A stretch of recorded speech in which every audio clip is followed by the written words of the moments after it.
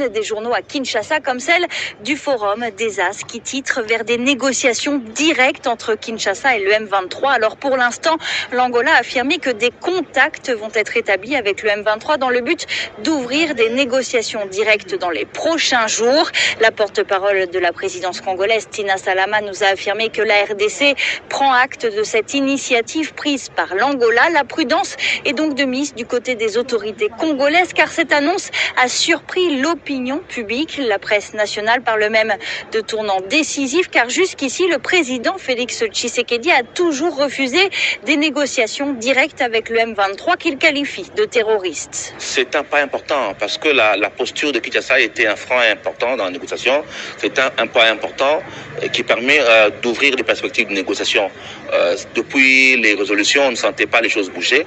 Donc là, on a une perspective qui permet déjà de geler le front et permettre d'aborder plus sereinement les négociations. Ces retournements nous ramènent pratiquement au 15 décembre, au moment où la tripartite avait échoué. Malheureusement, aujourd'hui, on a un 23 qui vient avec plus d'envergure parce qu'ils vont négocier en position de force, alors qu'au 15 décembre, on aurait pu aboutir au même résultat avec moins de dégâts et moins de casse. Depuis plusieurs semaines, la communauté internationale, comme une partie de la classe politique congolaise, poussait à la reprise des discussions, d'autant que sur le terrain, le M23, soutenu par des troupes rwandaises, a mené des offensives pour prendre le contrôle des deux capitales provinciales, Goma et Bukavu.